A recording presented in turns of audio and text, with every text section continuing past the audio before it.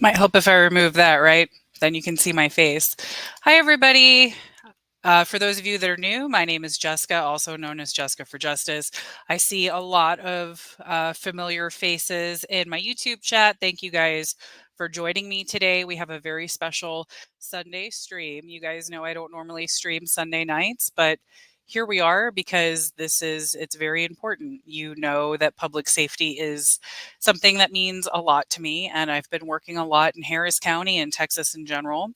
And I have noticed a lot of stuff that's happening in Austin, Travis County, and some of the stories that I've seen coming out of there are very similar to some of the ones that I've seen in Harris County and some situations that I've gone through myself. The worst thing that somebody can go through is to have something horrific happen, like losing a loved one to homicide or being a victim of sexual assault and not getting justice.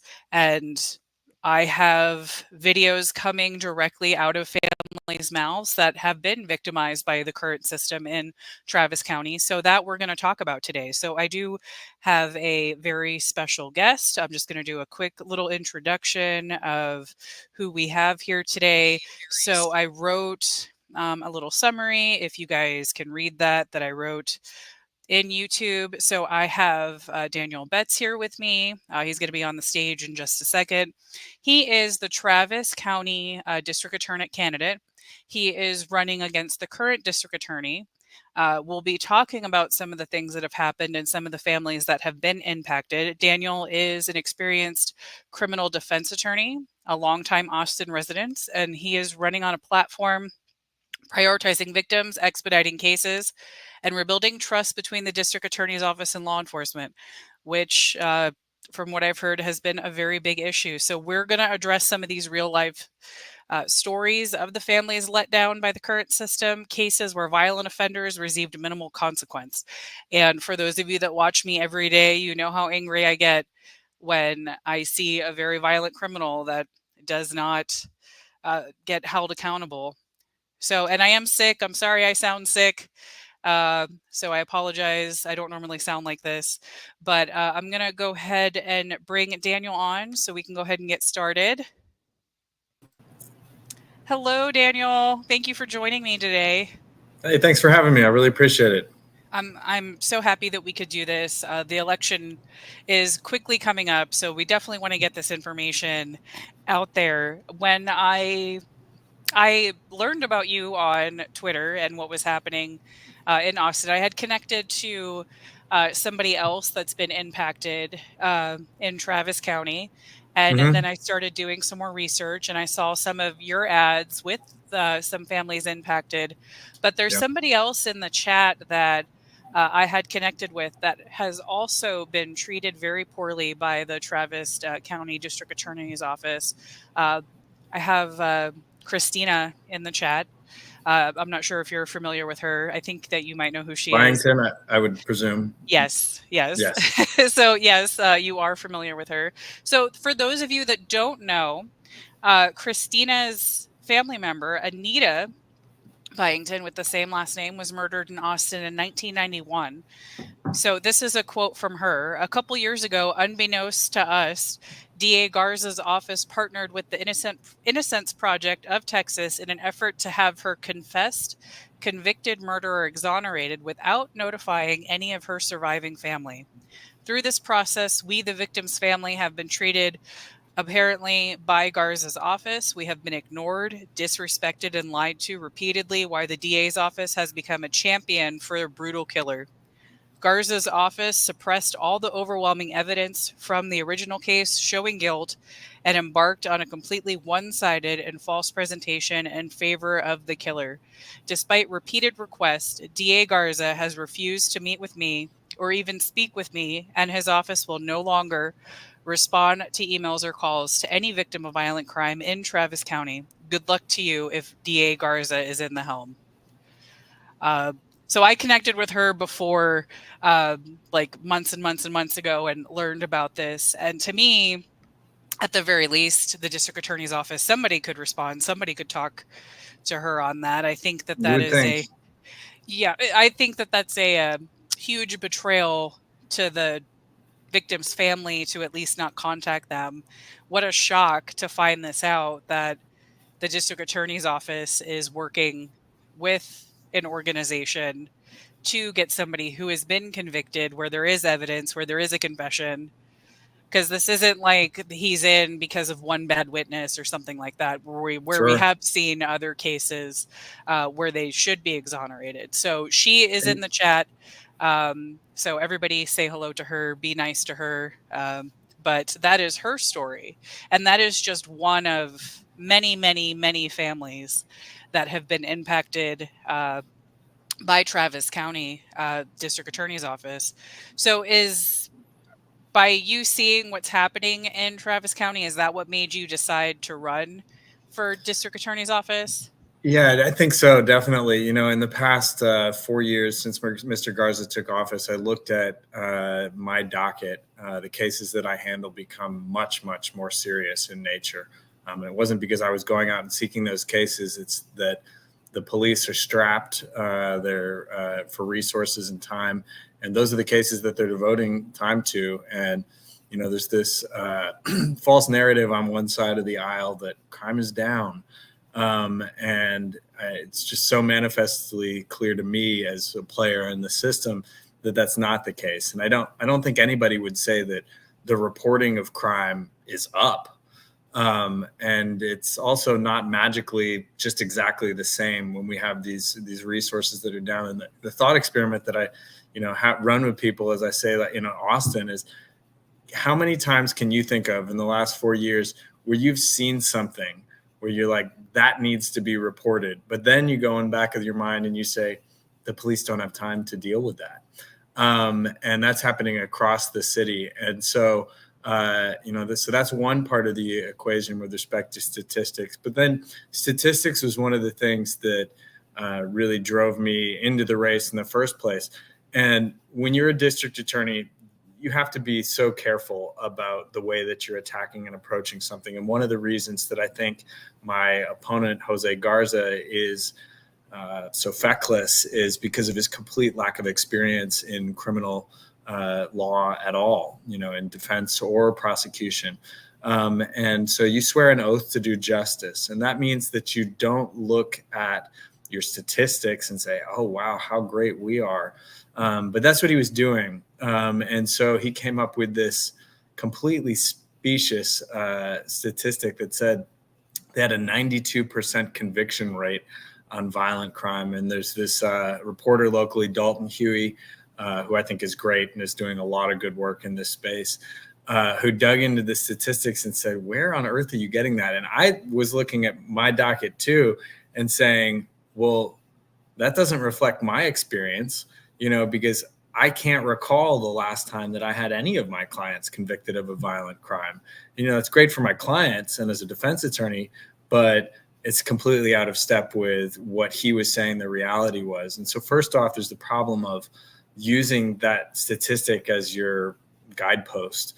But then it turns out that no, his violent crime conviction rates hadn't gone up that much, because it was 38% under Margaret Moore's administration before that, but rather they'd gone down to 34%, including misdemeanor convictions. So including, and that's another thing that Dalton looked at was, we are, I don't know if it's the 5th or 6th largest county in Texas, somewhere around there, top 10 certainly, but we're sending, in terms of out of the 254 counties in Texas, we're 167th that we are sending people to prison. And I don't think that prison is the solution to anything.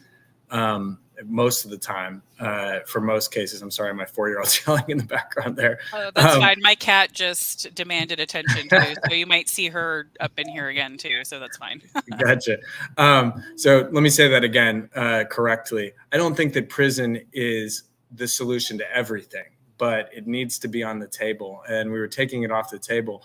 And so then he was playing these games with his statistics, and he got caught doing it. And the way that he got to that 92% figure was they had the backlog of cases from COVID that weren't being resolved. And then they were all resolved in that year in 2023. And so he was comparing the cases that they resolved versus the cases that were filed in 2023. So 3 years worth of cases versus 1 year's worth of cases, not apples to apples. You needed to compare the same cases if you really wanted to do that. And he got caught red-handed. And his excuse was, well, we're not statisticians. Well, if you weren't statisticians, you should have stepped out and pretended to be. But they wanted to be that, and he had to take it off his campaign. And so I was just looking around, and, I'm not a prosecutor. I've never been a prosecutor. And I was just surprised by how few people, and there was no one at the time, who were stepping up to say, like, this is not the way that things should be. Because he doesn't do the job of a prosecutor. He tries to do the job of a defense attorney for the defense attorney. He advocates for the lowest possible bond and the least restrictive conditions possible. And our system works best, and it really is when it works at all, is when it's an oppositional system. It's an adversarial system. And when you have strong advocates on both sides making the most powerful arguments for their position, the district attorney making their arguments for victims in the instance of cases where there are victims, and defense attorneys making their arguments for their clients. And that's when we get the closest approximation that we can through the criminal justice system to justice. And I looked around and nobody was willing to stand up for that principle. You see a lot of criminal defense attorneys who are just happy to have results handed to them. And I also watched as so many of them, because of that, were driven out of business and just no longer able to maintain a business because they didn't have really any value to add to the equation because their job was already being done for them. And you may say, oh, boo-hoo. But I do think that it is really important to have a strong criminal defense bar so that we have confidence in the results that come out of the criminal justice system, so that we know. And, people will say, like, how can you, as a defense attorney, how can you represent somebody is guilty? And for example, earlier this year, I was involved in a aggravated sexual assault trial, very, very bad facts. But he didn't want to take the 10 years that they were offering. And so as a defense attorney, I advocate as strongly as possible. I pull out all the stops on that defense so that when he is convicted, and he was convicted, and he got 20 years instead of the 10, and which was the max, and the jury gave him the max, that there is no possibility that conviction can be undermined or questioned, as is being done in Ms. Byington's instance. And so I felt like it was necessary for me to step up. Now, I'm a trial attorney, so if you let me keep talking, I'm just going to keep talking. That's pretty a scary thing to say, that some criminal defense attorneys just stopped practicing because... Well, they became prosecutors. Yeah. Oh, okay. So they became prosecutors. Yeah, for me, when it comes to the criminal justice system, I hate that things become political, because public safety is not a Republican or Democrat issue. It is Agreed. an everybody issue. It impacts all of us. We all have to live and breathe in the same space. And I don't think anybody wants violent offenders walking around being predators. Well, period. I can't say anybody. There's definitely, it seems like there's some people, but with the way some things are happening, but it's scary to know that, something absolutely horrific can happen. And, like in Christina's family, that it can be questioned years later, and some of the Mhm. other families that we're going to talk about, what they went through. And for me myself, I know what they went through. I had a similar experience, but at a different city, different county. My fiance was murdered, and we did not get an indictment because of the poor work of the district attorney's office and of the ADA that we had. And so I Mm. know what it's like to be let down by the system. So for the past I'm really five or sorry to so hear years, that. I no, didn't know that. thank you. Yeah. That's one of the reasons why I got involved in what I'm doing, because it's I didn't realize how messed up the system was until I needed it. We believed that the system was going to work for us. I thought with other stuff, whatever things happen, but when it comes to homicide, they'll certainly not mess it up. But from what I've learned, that's not the case. My story is much more common than it should be, and I have seen it a lot. I moved to Harris County, and I saw what was happening in Harris County for a few years, and then I started taking a broader look and noticed what was going on in Travis County too. And it's terrifying to see this happen in so many areas, and especially in the one of the largest counties and cities in the state, the Texas capital. Texas has Mhm. um, a serious reputation outside of Texas. People think that we're tough on crime. People think all these things about Texas if they're not from here. When I've gone to Florida and talked to law enforcement there, and I tell them what's happening here, they can't believe that it's happening. Right. And something that bothers me about crime statistics, because I have seen fudged crime statistics as well, because after the pandemic, we had such a high spike, and now they're like, "Oh, crime's down, it's down." Well, it's down, but Comes down from the spike, not from right, before. Yeah, right. no, It it's like drives me inflation. in Well, inflation is right. down. Well, the It drives prices are still me high. insane because we had the largest spike that we had in 30 years. And then people were comparing it to the 90s. Well, yeah, the 90s was slightly more violent than now, but the largest spike in 30 years should be very concerning. And the fact that it's only dropped a little bit, I'll be happy when we're back to where we were before, because you're Mhm. saying that we're down 2% or 10% from the highest spike in 30 years. That doesn't really do And that's anything some for crime. We're me. not talking about murders. Murders are up 200, 300% in the 3 years, the three last years, not including this year because we don't know what it's going to be this year, of his administration here in Travis. Travis used to be this kind of quiet town with respect to killings, but now the excuse is, well, we're just catching up to big metropolitan areas. Well, I don't want to be like that. And it's such a sea change uh, to see it. It's surprising. So the excuse is, "Oh, we should expect it because we've grown. We've We're not grown, gonna." I guess. Yeah. It's I've not as I've bad as Houston. Okay. Yeah, Houston. I could go on for hours and hours about Harris County, but what I've also learned about Austin and Travis County is the police. There's not as many police as that there needs to be. And this might have been last year, or it was months and months and months ago. I saw that this was in Austin. There was a street takeover, and they took over, and then the police came in. The police and people are calling 911, but then they can't get through to 911 because they don't have enough 911 operators. And it was taking 30, 40 minutes to even get through.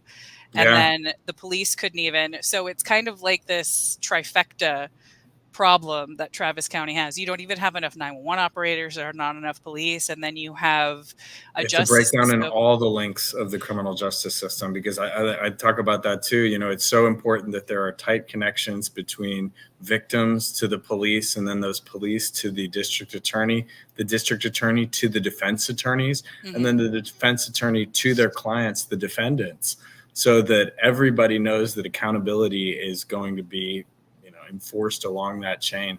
And yeah, we've been down a significant number. It's really tough to even tell how many peace officers, hundreds, that we are short. And overtime has been, being paid out the door because we didn't have a contract for years now. And thankfully, mercifully, this last week, Austin City Council, and you got to give credit where credit's due. Like you said before, this is not a partisan issue. I was very, very pleased to see. I thought it was going to be a close vote. It was 10-1 in favor of the new contract. And the police did have to give some things up as part of that contract, like access to what's known as the G file, which is unsubstantiated complaints against the officers that large metropolitan city police departments are allowed to keep under the Texas government code. Mm-hmm. And they had to give that up. So it was not without concessions. But thankfully, we do have a contract now, and I'm hopeful that will help strengthen that link in the chain. And I want to be there to strengthen the next link in the chain, which is the district attorney's office. Yeah, it definitely sounds like it needs it at this point, because everything that I'm seeing, it's like almost deja vu what's happening in Harris County and Travis County, and you guys don't want to get to the same point as Harris County. It Yeah, I got don't want to throw mud at any municipality, but there are certain ones that I can think of that I don't want us to turn into. and and that's coming from someone that lived there, loves, and I have fought for Harris County, and it got to the point where I was calling the police, and it would take them, and hey, I love my law enforcement, but it wasn't their fault. But when I would call and I needed them, it would take 5 to 6 hours. And when they got there, I'm like, hey, you took a really long time. And they're like, sorry, we were caught up with the DUI. And I get it, it's not their fault. And then I found out that there was only 5 officers that actually patrol my area, because I went and figured out my patrol area and how many officers are there. Some things it's nicer not to know. Yeah. No, it's like, for me, I needed to know. So the breakdown is probably similar in Austin, where they don't have very many officers patrolling in an area. But before we get into the videos from the families, I saw something on Twitter. And I don't know if this is something that you want to get into, but Andy Brown, Judge Andy Brown, yes. So I Googled it, and I found out that was a judge. So somebody mentioned that the district attorney's wife is working under this judge. So let me describe what we mean by judge. We don't mean like a judge in a criminal court or is this a like the county court. judge? Yes, exactly. Okay. County judge. So an executive position, but known as a judge. Got it. Yeah, because we have those two in Harris County. Okay. Right. And is that something that it looks like people are concerned about that? Can you tell me why they're concerned about that? It's funny. I tweeted about that when it came out. Ken Paxton filed a lawsuit against them for violating the Open Meetings Act. And I said quite possibly the only thing that I can recall me 100% agreeing with Ken Paxton on ever. What it was for is they had a vague meeting agenda for a meeting that they were planning to bring up a approval of funds for Jose Garza, my opponent. And so he likes to tell us that Austin is a safe city, but he's afraid of his own shadow. And I think some comedian. So I mean, it's all very ridiculous. A comedian had discovered a PAC that was advocating for Garza's positions that he didn't know Garza was associated with, but the address of the PAC turned out to be Garza's home address. And so he just posted the address of it, not saying that this is Garza's. And so Jose Garza took this as a threat to his safety. And so he had already been asking the county to approve funds for private security, and there's so many different layers to it. He's gotten previously the county to approve, I want to say it's $175,000 for him to fortify his house. This is something that other county officials have done in the past, like Sally Hernandez, our sheriff. All of them have come out of their own pocket to do it because it's an increase in the value of the house. And so he was able to get taxpayer funds to pay for that. He multiple times asked them to approve county funds for private security. When they wouldn't do that, he paid for it with, I believe, campaign funds. He has TCSO and APD officers outside of his office. And so this was approving an additional expenditure on security for him. And it's worthy of note that Andy Brown's chief of staff is Jose Garza's wife. And so we don't know what went on behind the scenes, and that's because they violated the Open Meetings Act and didn't allow people to see when they were approving these taxpayer funds. And then on top of that, they approved a 1.8. This is while we are having a law enforcement shortage. They approved a new $1.8 million law enforcement agency to handle threats to public officials, or as they said in Mr. Garza's instance, perceived threats, because everything that he identified as a threat, Travis County Sheriff's Office looked at it and it wasn't a threat. So what I always say is a perceived threat is explicitly not a threat. Right. And Wow. so 5 different ways that taxpayers are paying for security for Mr. Garza while he gaslights us and tells us that we live in a safe city and there's nothing to worry about. I mean, it would be safe to me if I had private security too, Right? like I could Yeah, I say don't I'm know what fortification of a house is, but I guess I'd like it. I've gotten death threats, or I don't even know if they qualify as death threats, but people wishing that I would burn in a fire, things like that. If Mr. Garza got those things, I mean, there would be helicopters over his house and all this type of stuff. I don't even bother to forward it to law enforcement because it's just so silly to waste law enforcement resources on that type of thing. But that's what we're doing in Travis.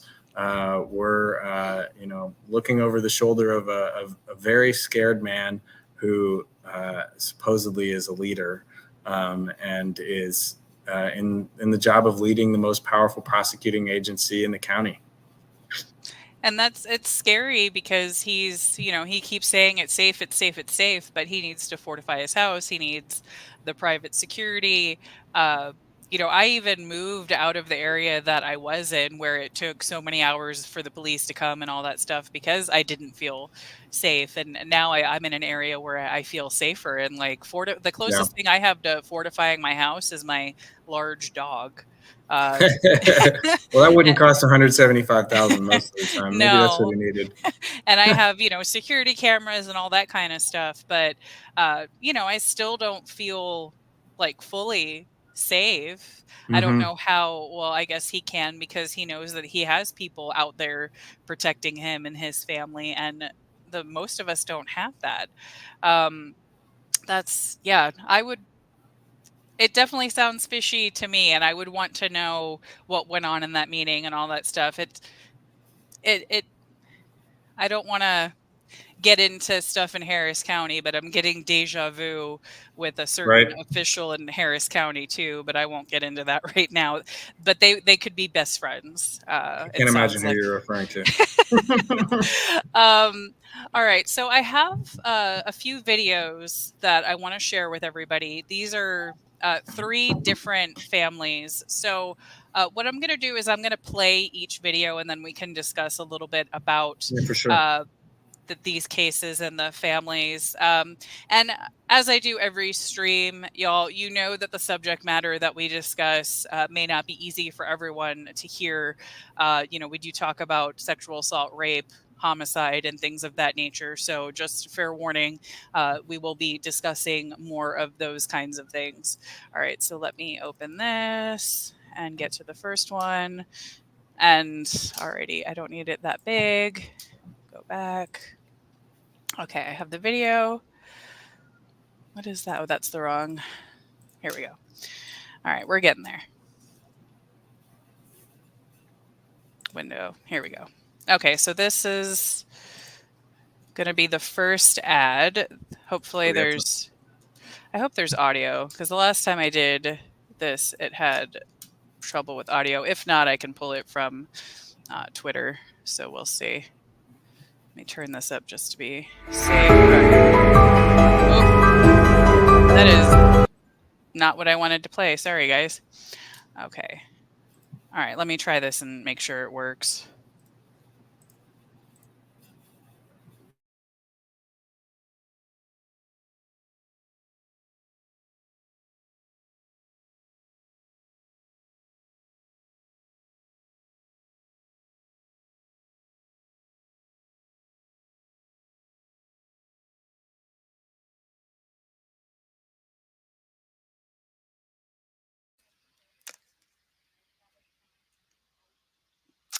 Yeah, I don't think it has the audio, but I do have the tweets. So, oh, yep, because there goes, I can hear myself on my phone now. I don't know why it does that with QuickTime, but let me pull it up. All right, let me pull it up on Twitter. I have it on Twitter. Hold on one second. Doot, doot, doot, doot.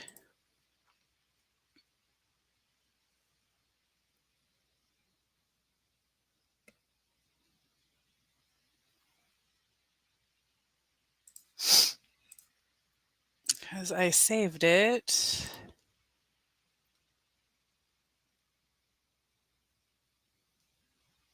Here we go. All right. Sorry about that, guys. Technology is great until it's not.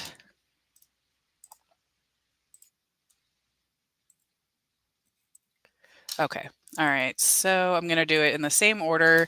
So these were all families that were used in ads, but obviously these families are very willing to be in the ads.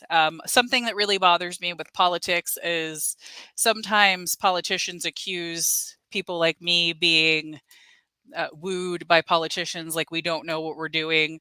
April Aguirre was testifying with some other families of murder victims, and one of the senators basically said, like, you're being used and you don't know you're being used, and she got very upset about that. So I just want to make it clear that these families are, you know, willing to do this. They haven't been tricked or anything like that. They want to do this for good reason. All right, so 100%. I didn't yeah. seek any of these people out. They came to me. And I just happened to be able to share their story. And I'm thankful that you're able to as well. All right, so this will work for sure. Sorry about that, guys. So we're going to play this one again. Jose Garza let out my son's killer only so he could go on and rape a child in Hays County. My son, Brian Serrano, was murdered. My son was a hardworking young man. He was only 19 years old. This is not the only time Jose Garza has given a slap on the wrist. His job is to protect the community, and he's not doing that. My son deserves justice, and Travis County owes him justice. So to me, it's you know, handsome young man, and this wasn't like it was uh, a minor crime. No. This is a pretty horrific crime. So can you tell me a little bit about this family and what happened with this? Sure. I think it's easiest or best for me to go back in time and tell you how I know Brian. And I did know Brian before he was murdered. I represented Brian prior during Jose Garza's administration as a victim advocate for him and for his family. And I did speak with Julieta about this so that I could talk with you all about the previous case. One of the things that Mr. Garza advocates for is that drugs be freely available and not criminally prosecuted in our community. And in the last year, the legislature has changed it so that they can't say that anymore. But if you live in this community, you know that that's still the case. They've just gone underground with it. And Brian was not involved in hard drugs, but like many of our youth, and I know Austin has a reputation too, he was trying to buy cannabis. And in the course of trying to buy some, he was shot, I want to say twice. I could be wrong about that. And so I first met Brian. He was in the hospital, and a detective was coming to speak with him, and they needed me to be involved so that he wouldn't get charged with trying to buy cannabis. And thankfully, APD had their priorities straight, and they weren't interested in that. But unfortunately, Mr. Garza wants to have his cake and eat it too with respect to that issue. And he's not willing to protect people from the consequences of those egalitarian ideals of his. I don't know how to describe them in a nice way. And there are real consequences. And when things are still illegal, crime comes with it. And so Brian was shot, and we were trying not only to make sure that Brian didn't get charged with cannabis possession, something that's relatively minor or is very minor, but we wanted to see the juvenile who had shot him held accountable. And the same pattern plays itself out in almost every single one of these cases. At the beginning of the case, Mr. Garza's office acts as though they are going to be taking this case very seriously. And then over the course of time, that degrades slowly until, if you're lucky, you get a call from Mr. Garza, as we did back then, saying, I'm sorry, we've decided that we can't pursue this case. We can't prove it to a jury. We can't prove it beyond a reasonable doubt. And in Brian's case, we had other evidence that he was facing an ongoing threat from that juvenile who had shot him, and ongoing threats. So that's how I know Brian going back. So it's crazy to say this isn't the first time during Jose Garza's administration that Brian was shot. But unfortunately, it was the last time. You talked about the street shutdowns and the police response. And one of the things that Governor Abbott did when that started happening is he sent DPS to Austin. And Brian was killed by a stick-up gang of one adult and I want to say 4 or 5 juveniles, because adults use juveniles to commit their crimes because they know that they won't face as much criminal responsibility. And so Irvin Coronado is the adult. He was 19 at the time, running this stick-up gang. We have text messages from that gang where they said, and they were going around breaking into cars, robbing people, where they said amongst themselves, we need to lay low because DPS is in town. And so there was actually, we know, a deterrent effect that having more law enforcement on the streets and a visible presence was having. But then, unfortunately, DPS was sent to the border to deal with the border crisis. And it's at that point that this gang booted up their operations again. Brian was at a park, sleeping in his car with his friend, a female friend of his, in the passenger seat. The stick-up crew pulled up in front of him to box his car in, and they surrounded the vehicle with guns. The car was on, so it's not as though they didn't know someone was in there. We don't know what was going through their mind, but Irvin Coronado had an AR-15, and I believe Brian's car, when he became aware that they were there, he tried to move forward and hit their car in front of him, and that's when Irvin opened up fire into the vehicle. He shot into the vehicle 35 times with that firearm, killing Brian, we think, instantly, and wounding the female passenger. One of the juveniles confessed, and that's how they were able to figure out that Irvin was the shooter, one of the shooters. And there were so many shell casings around it from so many different types of guns. He wasn't the only one that fired into the vehicle, that they couldn't at first tell who had killed them, who had killed him. And but they all bear criminal responsibility, absolutely. So the law of parties in Texas says that when you go into a criminal enterprise like that, when one person pulls the trigger, you're all responsible for it. That's another thing that Mr. Garza won't enforce, is the law of parties. And that's one of the reasons that he has such problems prosecuting these cases, is because he ties his own hands. It's part of his built-in incompetence that he forces upon his district attorneys. And so they caught Irvin. They caught all of these juveniles. And Irvin was in custody on $1 million bond. Well, what did Mr. Garza instruct his prosecutors to do? He instructed them to, along with the defense attorney, argue for a lower bond. As a result of that, and they also did it when the judge who is elected was not sitting on the bench. I don't know if that's accidental, but I have to believe that it's not. That they waited for a visiting judge, and then the visiting judge, Judge Wusser, agreed to lower the bond from $1 million down to $100,000 with a GPS monitor. Okay, as if that'll do anything. And so a few months later, his family came up with the money, and he was released on bond, despite our protestations. And I became involved in the case again when at around this point, when his mom, Julieta, who you see in the video, reached out to me and said, like, this isn't right. We need to do something. And I don't like saying "I told you so," especially when it involves child victims. But what happened was, while Mr. Coronado, believing that he was unaccountable for his actions, was out on bond, he traveled to Hays County, where he trafficked a 14-year-old girl and sexually assaulted her. That's all very, very preventable.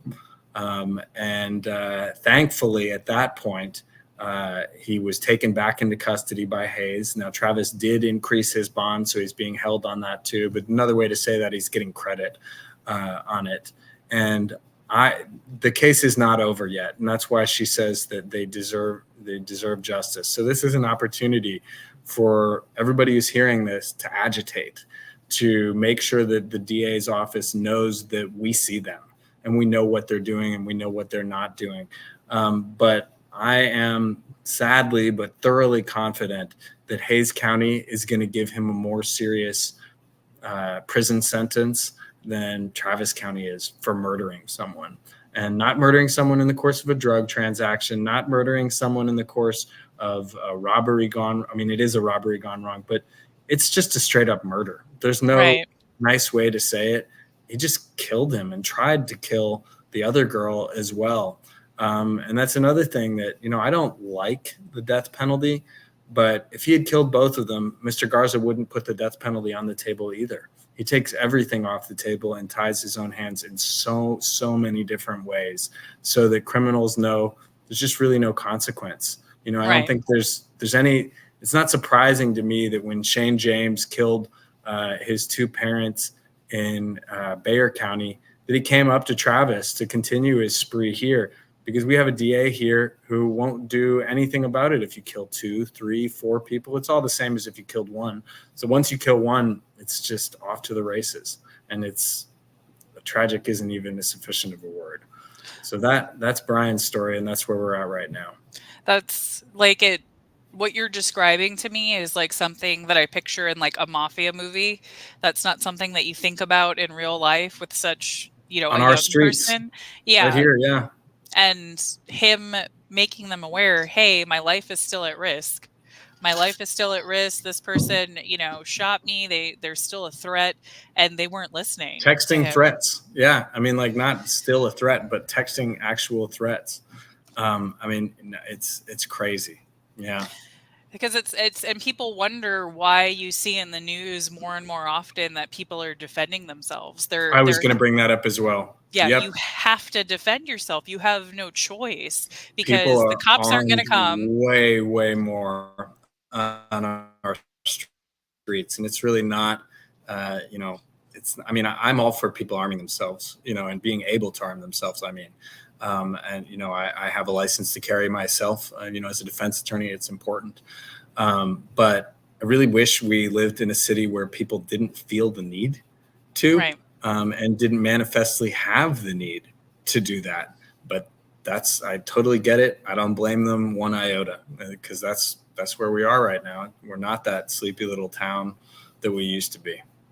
Yeah, and it looks like somebody made a comment saying that people who have defended themselves have been prosecuted by the current district attorney's office. Is that true? Yeah, absolutely. Mr. Garza himself has said that if you shoot someone, you will face a grand jury, which means that he throws his own discretion out the door. And if you have to shoot someone in self-defense, that he's going to use an opaque legal process where you're not allowed to be there to decide whether or not you get prosecuted. And then he can just wash his hands like Pontius Pilate and say, oh, well, I guess you're going to get prosecuted. When he's the one who decides what evidence gets put up before the grand jury. And as we know, in the case of Daniel Perry, he actually hid exculpatory evidence and prevented the detective who believes it to be self-defense from testifying to the grand jury. He will use any number of different machinations to get to you, which is one of the other reasons why I think it's so important that we have a strong defense bar, is to be able to protect against these. I mean, on the one hand, he's incompetent, and on the other hand, he's overzealous in the areas where he shouldn't be. It's a scary combination. It's very, very scary. And just thinking, it's like, okay, these very violent criminals keep getting let out or aren't being prosecuted. So they're out there. So you have to defend yourself, but then you're the one that's probably going to have to. Catch-22. Yeah. Yeah. So You it's just hope you don't end up in that situation. And Yeah. unfortunately, it's something that's becoming more and more common because crime, regardless of how people want to look at numbers, crime is up. People are being robbed more. There's, groups go in and do the mob stealing, and then sometimes people get in the middle of that. There's, Yeah, no, carjackings and kidnappings. and it's all over the city. I mean, like, on the one hand, like it had been and it has been, and the communities, and you see this in two of the three victims in my videos. The communities that bear the brunt of this are Black and brown communities primarily, ones who don't have the resources to go hide out in Westlake or in a putatively low crime neighborhood, and are just saddled with this. But like, I was talking to a friend of mine just this last week who lives in a apparently, or at least in the past, sleepy neighborhood off Southwest Parkway, which is in Southwest Austin, pretty far from the city, outside of public transportation. If you're going there, you have to go there intentionally. And they have been having an ongoing rash of car burglaries in there, where gangs come and they slow roll brazenly down the street just looking for cars that they want to break into. And it's gotten so bad to the extent that everyone in that community, in that neighborhood, leaves their car windows partially rolled down and their center consoles open to say, go ahead, just like rifle through it. Just please don't break my window. And that worked for a little while, but now they're just stealing the cars. So it's out of control across the board, which is, why I think, despite running as a Republican, I think I have a shot. I really do think that people are sick and tired of what is happening. And I have seen, people from the other sides of the aisle support you. I'm a big believer of, I don't vote for party. I vote for the individual person. That's why I think it's how it should be. Yes. It's so important to get to know your local politicians and who's running for district attorney, who's running for judges. Look to see what the judges are doing, city council, commissioners court, all of that. If you can get to know your, senators and representatives, because those are the people that are going to make the biggest impact in your life. Of course, the presidential election is also important, but the local elections politics is local. Absolutely. Yeah. It's going to be the most important part that is going to impact your life. So get to know each individual person, and don't just think because somebody is this party that they're a bad person or they're going to have the wrong policies, because that has not been my experience. I have gotten to know some really great Republicans and some really great Democrats and some others that, are not. But I think that it's really important for us to look outside of party and look at who is going to be the best fit for the county, who is going to be for victims, for public safety, especially when it comes to district attorney. It should never be about, Republican or Democrat. It shouldn't be about politics at all. And, Absolutely. like, in the first place, it shouldn't be. But then we see this injection of it and how damaging it is. I'm a criminal defense attorney. I've spent my entire career, the last 14 years, holding cops accountable, identifying when they're lying, when they've done something wrong, they haven't followed policy and procedure. I think it's very, very important to hold police officers accountable because they're humans like the rest of us. But when you engage in these political prosecutions of police officers, and we're not even really talking about that today, like he does time and time again, going after them, promising on the campaign trail before you've seen a case filed that you're going to indict peace officers, that undermines the ability of that office to prosecute them when there's an actual bad actor.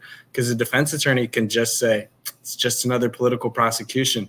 And so for people who do hold that ideal and recognize the importance of that, I would say to you, like, I'm attacking Mr. Garza from the left to say that he undermines our ability to hold police officers accountable. And so it's just, sometimes just having a good idea isn't enough, and you can do the exact wrong thing, and that's what he's doing. Right, because I support law enforcement, but I also don't want bad law enforcement out there giving. If you support law enforcement, you have to. Yeah. Like, people always say, like, it's just a few bad apples. but which just always blows my mind, because what's the other phrase that we know of about bad apples? A few bad apples Spoils the spoil the whole bunch. Mhm. So we got to get rid of them. Right. So yeah. And you got to do it the right way. So yeah, I definitely agree with you on that. So the next clip that I'm going to share is going to be David Rogers. So let me get that up, and then we can talk about David and his son.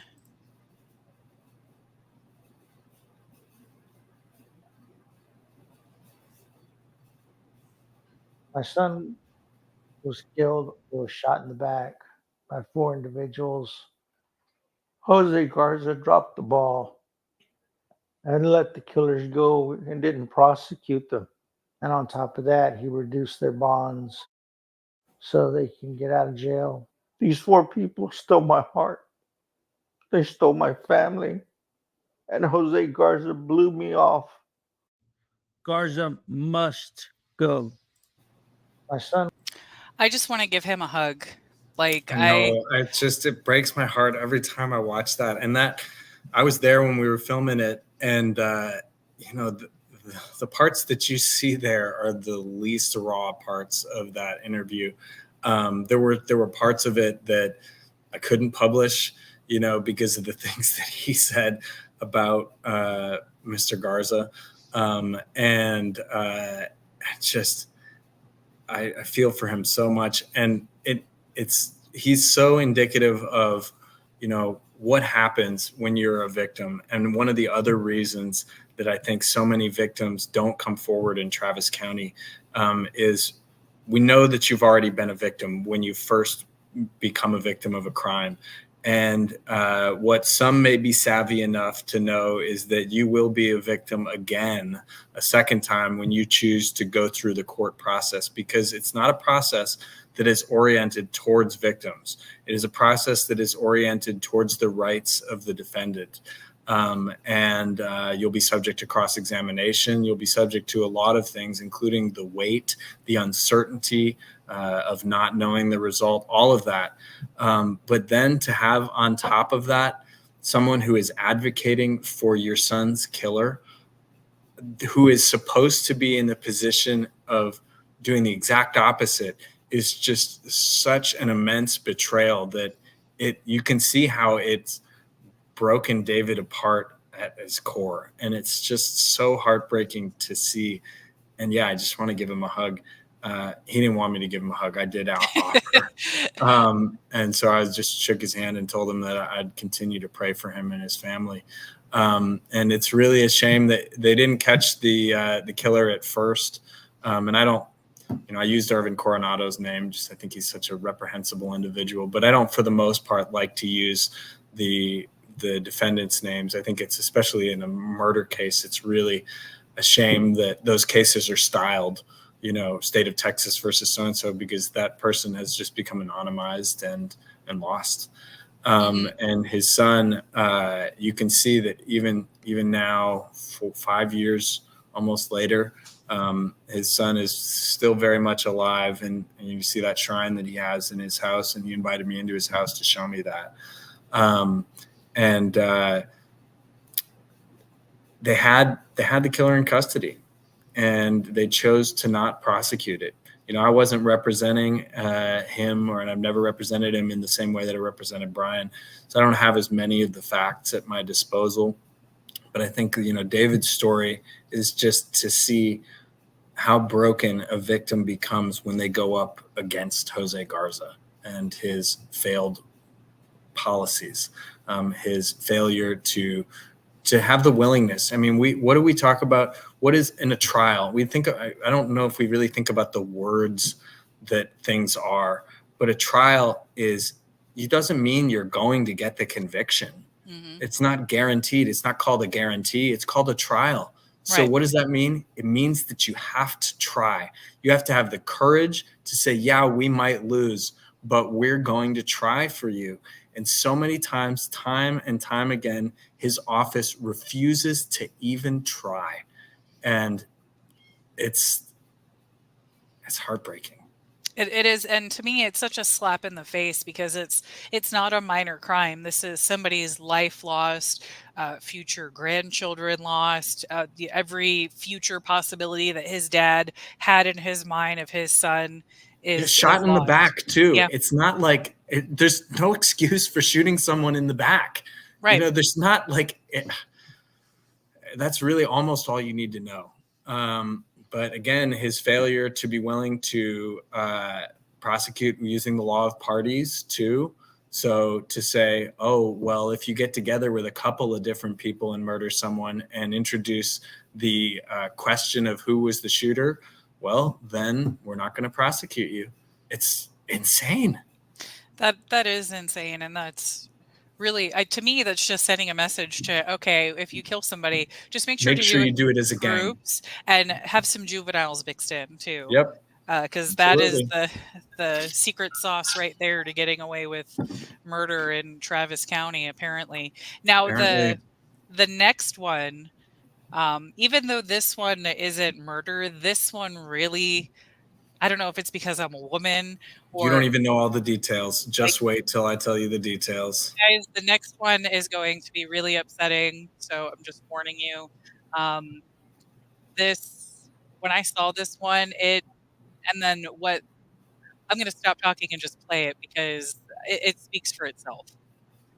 Let me switch over. It's just so it blows my mind because when it comes to things like this, it's normally that there's not enough evidence or something, but yeah, let me put this one up. So this is Susan talking about her daughter. Jose Garza gave misdemeanor probation with no jail time to my daughter's rapist. My daughter, to this day, is having severe panic attacks. She can't drive by herself at night. She can't hold a job because she has severe depression. Garza must go. He is not out there for the victims. He is only interested in clearing his docket. He violated our trust. I am supporting Daniel Beth. So from what I saw about this, the only thing I know about this particular situation is that the rapist kept trophies in this. He kept I think that's the only trophies. way to describe it. Yeah. He kept trophies, and even though he had trophies, the DA's office still gave him misdemeanor probation in this Yeah. situation. The only credit that they gave to Kaylee's story, and let me tell you, she did everything right. Some of the background of this, let me tell you, I'm a Lutheran, and Concordia University is a Lutheran university, and I'm ashamed to say that. And that's where this occurred. But this was not another kid. This wasn't. This was her resident advisor. Who sexually assaulted her, raped her. 26 years old. She was, I believe, 19 at the time. He plied her with alcohol, got her drunk, and then sexually assaulted her. Her boyfriend called during the assault, trying to figure out where she was, and was able to get her out of there after it occurred and maybe prevented it from going further than it did. But yeah, the resident advisor kept her panties, her bra, and her I think Keds, her shoes, favorites of hers. And so the only condition of any substance with respect to the probation that they gave him, because the university covered for him, the university pressured her to drop the charges and said, I mean, it's so messed up. They said, this guy has such a promising future. He's going to be a youth pastor. That's who you want as a youth pastor. That's who you want as a youth pastor. Yeah. And so he was allowed to remain on campus. She basically got not kicked off campus, but driven off campus by this because she would have been forced to be around her rapist. And had to drop out of school, like her mom said, has panic attacks and depression as a result of this. A very provable case because she went straight to the police. She went straight and got a SANE exam, which is a very, very brutal thing to have to go through for anyone, but after you've had to go through that. So she did everything right. They had all the evidence that they needed. And even like practically a partial confession, he confessed to enough of the elements of it without saying that the sexual assault itself occurred with respect to the alcohol and the other things. It was in his dorm room. So did they try? She was willing to try, but they weren't willing to try for her. So from a sexual assault, they pled this down to an indecent assault, which is like if one were to, like touch a breast or touch someone's buttocks without their consent. So that's what they pled it down to. No jail time whatsoever, probation. And on top of that, not even a conviction for that offense, deferred adjudication. And the condition that he pay for the replacement cost of the trophies that he kept. What an insult. What an insult, right? I know it would be better even if they didn't put that in there, but they say, well, yeah, we believe you enough to put it in there, just not enough to do our damn jobs. It's disgusting. Does he not have children? Does he not have women in his family that he cares about? Garza does. So I thought you meant the rapist. He does. No, sorry. I don't want to bring, I got kids. I don't want to bring them into the campaign, but I know that he is a father. I don't even know what to say. But like you like as a woman, I know what it's like to be a woman, and I know plenty of women that have had things happen to them. And most men that I know, have had sisters or have daughters and, are protective of the women in their life because they know what's out there in the world. And he ran on that his office was going to do a better job at supporting specifically sexual assault victims. And it's so backwards. So backwards. And the victim did everything right in this case. Many of them are delayed, outcries, which I get and I get why it happens. And those are difficult cases to prove. And, he, in his sexual assault, prosecution success has been abysmal. If I wouldn't tout that, those are tough cases. I'm not saying that I'm going to be able to go in there. I mean, I will certainly do much better than him. But I'm not going to say we're going to win every single one of those. But we are absolutely going to try on behalf of those victims, and we're going to do our darndest to do it. We're not going to just say, sorry, we didn't think we could prove it 100%. Okay. Right. And the fact that this poor young woman is dealing with anxiety and post-traumatic stress, I'm sure that what happened to her in the justice system is just amplifying that, because to her, she's told she doesn't matter by what they did. And, like you said, some outcries are delayed, which is completely normal, but she was the perfect. She did everything perfect. Yeah. Perfect. She did everything that she was supposed to do. She got the exam. She reported it. She did all these things. And then not only was she treated poorly by the school, she was treated poorly by the system that is supposed to protect her, and then treated her like, this is going to sound terrible, but it sounds like, to me, it reminds me of like, some guy does something and just throws some money at a girl. And that's basically what the justice system did. Because they're like, here, you can have the money back for the stuff that was lost. Hope that helps. All right. Thanks. Bye. Like that's basically all they did. Yep. Yeah. They said, and on top of that, he wasn't required to even pay the restitution up front. So it's a condition of the probation. And we know that Garza's not going to revoke him from that probation. So and as far as I know, the family has not been paid that money. I don't know how I feel about that. I don't know how they feel about that. But yeah, this is an instance. I talked about being triply victimized. When you have to go through a SANE exam, I feel like that's quadruply victimized. Absolutely. When Garza, drops the ball. It's just brutal.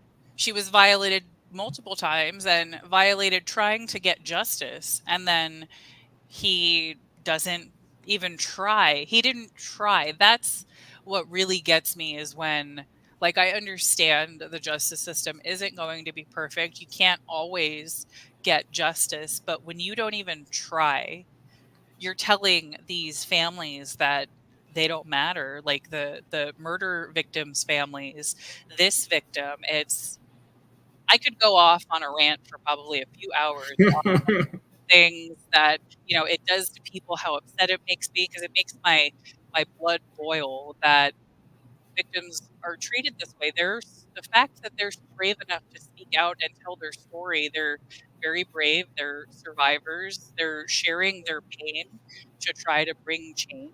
And I completely understand that. And I really, really hope that it works. I hope that them sharing their stories, people see what is really happening, because the problem also with local politics is most people don't get that involved. They see the headlines, they see the little clips, and that's it. So we want to make sure that people are seeing what is happening and that we're sharing it. And that was one of the reasons why I wanted to, do this interview with you to Thank you help so spread much. this information. And I have all my people in the chat. They're upset. They're going to help spread this information, and we're going to make Thank sure you. that these videos get out there, that people know what is happening in Travis County. Is there anything else that you would like to share, or anything else that you would like to bring up with the campaign or with what's going on in Travis County? Yeah, I mean, I don't want to sully these stories with a plea, but if you live in Travis County, you can tell other people about this. Early voting is still going on. That's a thank you for doing this on Sunday. I wanted to do this as quickly as possible so that we could have as big of an impact as possible. Get these stories out there again. I'm going to be reposting these stories on Twitter throughout the week so that people can see them again, because if you see these stories, it's impossible not to be impacted by them. And I'm thankful that not all of Travis County voters have become victims yet. And I hope you don't have to become a victim to recognize that we need change, and that I represent a very competent criminal attorney. I can tell you, as a defense attorney, I know all of the buttons and levers that I really hope the prosecutors don't push against my client. And I'm going to use those as pressure points to make sure that we get justice for victims like Brian.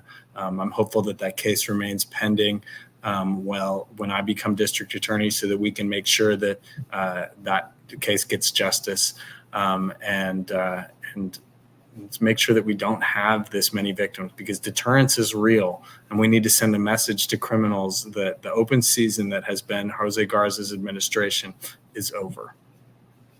Absolutely. It needs to be over. I'm tired of seeing more and more people victimized, because I can't describe the type of pain that it is when you lose somebody you love violently, and you have no control over that, and you have no control over the system, and the system doesn't support you.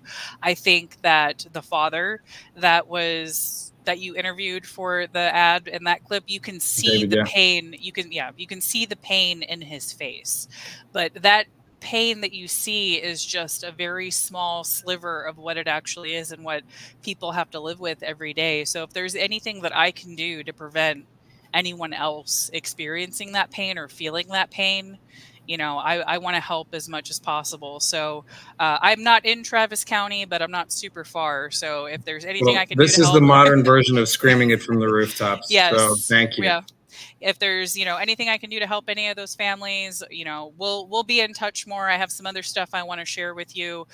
We have a couple hundred people watching, so Oh, wow. that's good. So if everybody tells someone, then we'll increase that out there. Share it out there. Share the YouTube Absolutely. interview. Share it on Twitter. I shared all those links in the chat of the videos that we shared.